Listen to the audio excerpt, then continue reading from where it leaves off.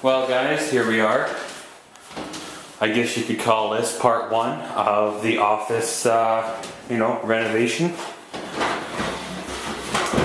So yeah, in my previous video there I mentioned about the things I needed to do to the office here to get the thing all ready to go. Well, one of the things here, of course, is the cracks in the drywall. Now, you can just throw mud over it, and I'm sure, it would be fine.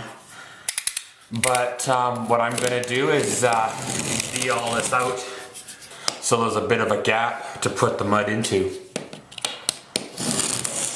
Oops.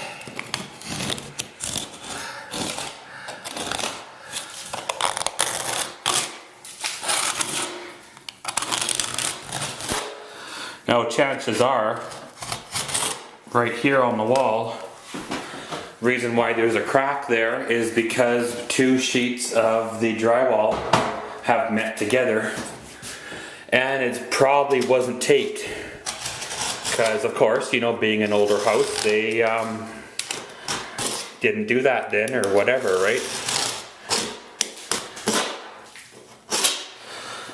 So guys, yeah, once she's all V'd, then we could go about and throw the old mud on her. I've got another crack here right above the doorway where I'm going to do the same. I'm going to V it out so we can mud it. And then another one here underneath the window, do the same as well. So guys, what I'll do is I'll V those out and then I'll check back in.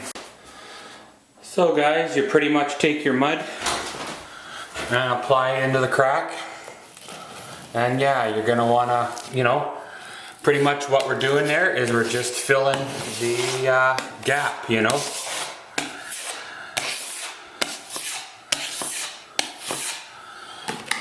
Yeah, there's not really a wrong way, I guess, to do this, there is other ways to do this, but they all end up, in the same area when you're done. If this was an expensive house, like, brand new home that had a fault or something, a fault with the manufacturing or whatever, and yeah, there'd be a different method. There'd be a different method to go about this, right? Because yeah, you're gonna wanna make the seam disappear.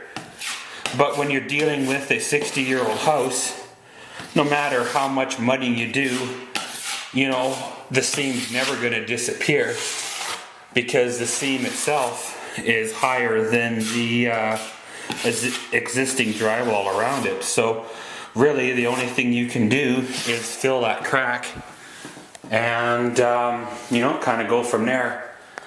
But yeah, while you're filling that crack, be observant in the surrounding areas, for other imperfections like a scuff here, give that a fill while you're at it.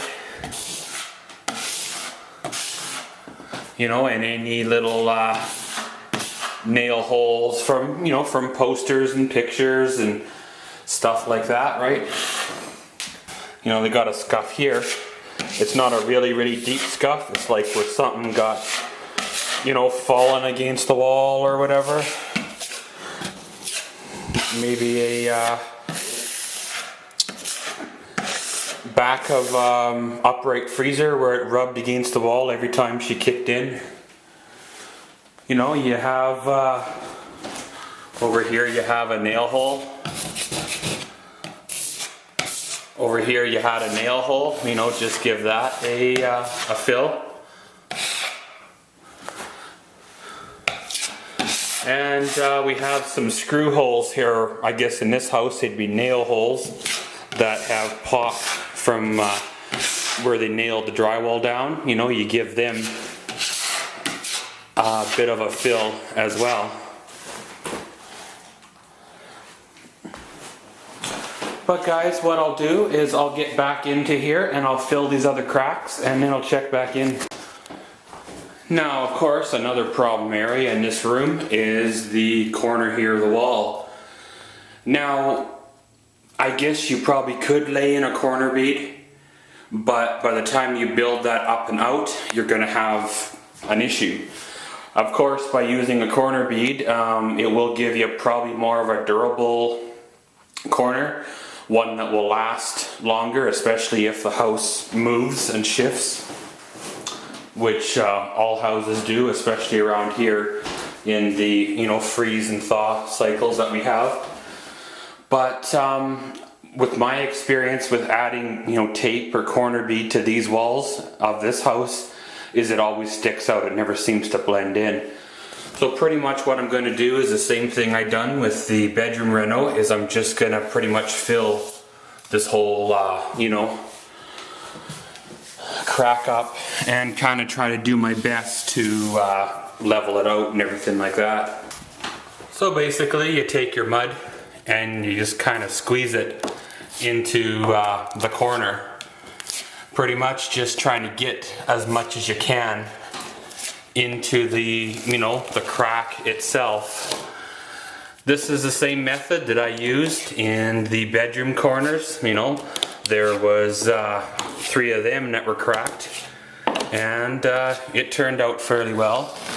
I've done this method in other places as well, of my own, right? I'm speaking here not of a professional doing this job for somebody else, but I'm saying, do it yourself, or doing this job for yourself.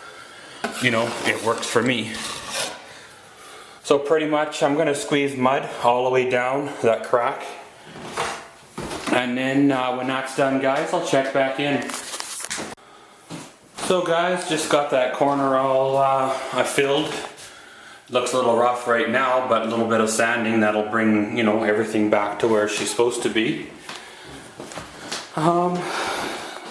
Like in my video, I told you we had a doorknob hole to fix. Now this one's not really that bad. It is sort of through.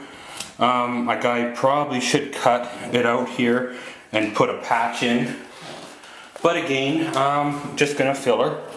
So pretty much, again, take your mud, run your spatula over top of the hole, and that's pretty much it.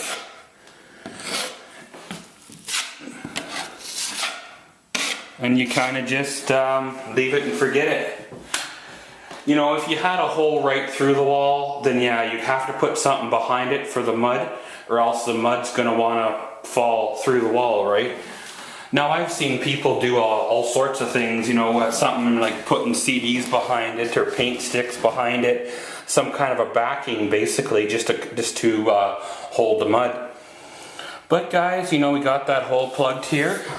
Just going to take a tour of the room and see what else needs to be, puttied on the first pass.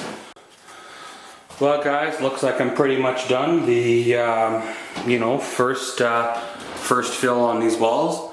I touched a bit of a funny looking spot up there, as well as, this crack here, and, this corner too, right? And the one under the window, as well as various other little nail holes, picture holes, scuffs and stuff that was in the wall. I'm not sure if this camera's picking it out, but you can see the different variations of color.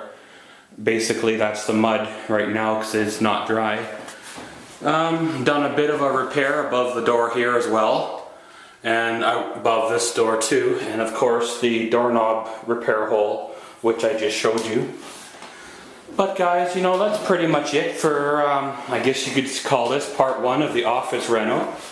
So what I'll do is I'll let this mud all dry, and then we'll go from there. So probably in part 2, we'll be giving it another sand and another fill, and then give her a prime. So guys, I'm going to end the video here, get everything all cleaned up, and then she's good to roll. So as always, thank you for watching Maxwell's World. Comment, subscribe, and enjoy.